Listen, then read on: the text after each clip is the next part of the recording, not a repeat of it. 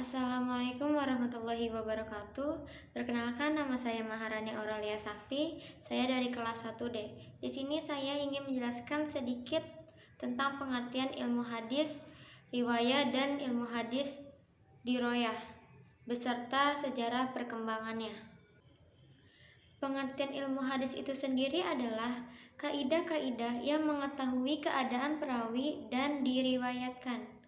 Perawi adalah orang yang meriwayatkan hadis, sedangkan marwi adalah isi berita yang diriwayatkan.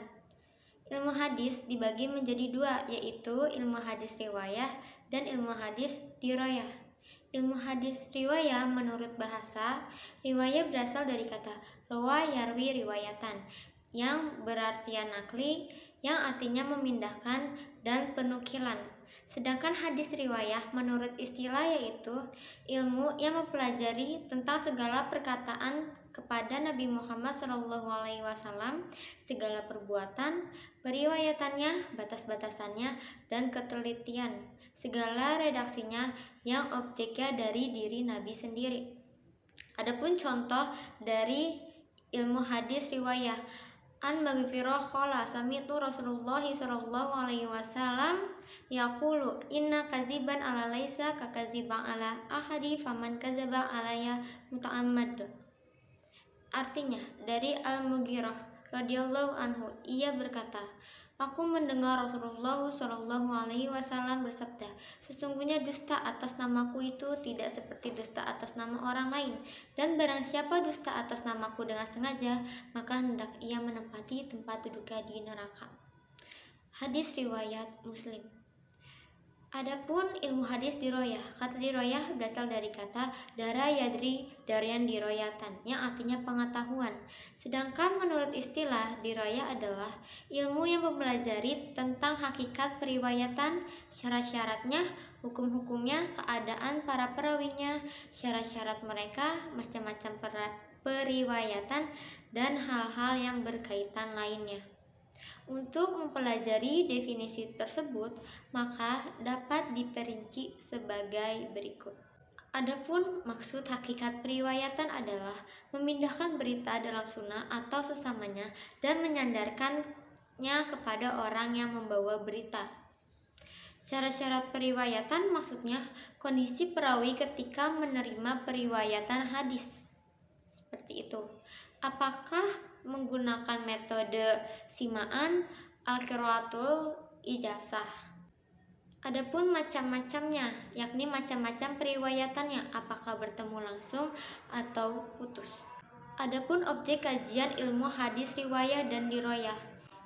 Yang pertama ada objek kajian ilmu hadis riwayah dan segala sesuatu yang dinisbatkan kepada Nabi Muhammad SAW, sahabat tabi'in yang meliputi cara periwayatannya, yakni cara penerimaan dan penyampaian hadis dari seorang periwayatan rawi kepada periwayatan lain. Adapun cara pemeliharaan, yakni penghafalan, penulisan, dan pembukuan hadis. Adapun objek kajian ilmu hadis diroyah. Sasaran kajian ilmu hadis diroyah adalah sanad dan matan dengan segala persoalan yang terkandung di dalamnya, yang turut mempengaruhi kualitas hadis tersebut. Kajian-kajian yang terkait dengan sanad disebut naqdas sanad, kritik sanad. Pokok bahas an-naqdas sanad adalah ittisalah sanad. Dalam hal ini tidak dibenarkan adanya rangkaian sanad yang terputus, tersembunyi, tidak diketahui identitasnya atau samar-samar. Intinya sanadnya itu yang masih ragu kejelasannya. Yang kedua ada sikotos sanad, yakni sifat adit tobit, cermat dan kuat, dan siqoh terpercaya yang harus dimiliki oleh seorang periwayat. Yang ketiga ada syadz, yakni kejanggalan yang terdapat atau bersumber dari sanad. Yang keempat ada ilat, yakni cacat yang tersembunyi pada suatu hadis yang kelihatannya baik dan sempurna. Selanjutnya, saya akan membahas tentang sejarah perkembangan ilmu hadis riwayah dan ilmu hadis diroyah. Yang pertama yakni pada periode Nabi Muhammad SAW.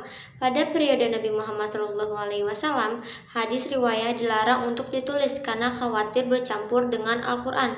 Tetapi itu pun bersifat kondisional, karena terkadang Nabi membolehkan dan juga ada beberapa sahabat Nabi yang memiliki catatan hadis seperti Ali bin Abi Thalib. Beliau memiliki sahifah atau buku yang berisi hadis-hadis Nabawi dan lain sebagainya. Sedangkan hadis diroyah, pada masa periode Nabi telah ada dasar-dasar ilmu hadis, yaitu dalam Al-Quran surat Al-Hujurat ayat 6 dan dalam Al-Quran surat Al-Baqarah ayat 282. Periode kedua yakni periode sahabat. Pada masa ini, hadis riwayah disebut dengan masa pembatasan, penyederhanaan atau biasa disebut taklilul riwayah dengan syarat sumpah dan saksi bagi orang yang menyampaikan hadis akibat maraknya hadis palsu sehingga diadakan rihla ilmiah. Sedangkan hadis diroyah pada masa sahabat timbul secara lisan dan periwayatannya harus disertai saksi, sumpah dan sanad. Periode tabi'in riwayah. Pada periode ini penulisan hadis masih bercampur dengan perkataan dan fatwa sahabat. Hadis sudah dibukukan atas perintah Umar bin Abdul Aziz. Tokoh ulama yang menuliskan hadis pada periode ini adalah Ibnu Syihab Az-Zuhri. Metode yang dituliskan dalam kitab hadis periode ini adalah metode Muwatta, Musannaf dan Musnad. Periode tabi'in diroyah. Pada periode ini ilmu hadis bergabung dengan ilmu fikih dan usul fikih seperti kitab Al-Um dan Ar-Risalah karya Imam Asy-Syafi'i. Hadis sudah tertulis tetapi belum terpisah dengan ilmu yang lainnya. Periode tabi'in riwayah. Pada masa ini hadis berada di masa keemasan dan hadis juga sudah dipisahkan dari perkataan dan fatwa-fatwa sahabat. Pada masa ini juga hadis sudah dipisahkan antara hadis sahih dan hadis tidak sahih. Model hadis pada masa ini atau zaman ini adalah model kitab jami. Periode tabi'in diroyah. Pada periode ini penulisan hadis sudah terpisah dengan ilmu yang lain, tetapi pembahasannya masih menyatu satu pembahasan. Periode setelah tabi'in, hadis riwayat. Pada periode ini penulisan hadisnya sudah jauh lebih sistematik dan juga muncul kitab mustadrak, sejarah serta ikhtisar. Sedangkan hadis diroyah pada periode ini telah berdiri sendiri atau buku sudah semuanya pembahasannya sudah ada walaupun belum lengkap. Dengan munculnya kitab ilmu hadis yang pertama yang berjudul Al-Muhaddis Al-Fasil Ba'ina Arawi wal Wai karya Rama Hurmuzi. Sekian pembahasan saya tentang pengertian ilmu hadis riwayah dan daroyah dan cerita sedikit tentang perkembangan ilmu hadis tersebut. Kurang lebihnya mohon maaf. Wassalamualaikum warahmatullahi wabarakatuh.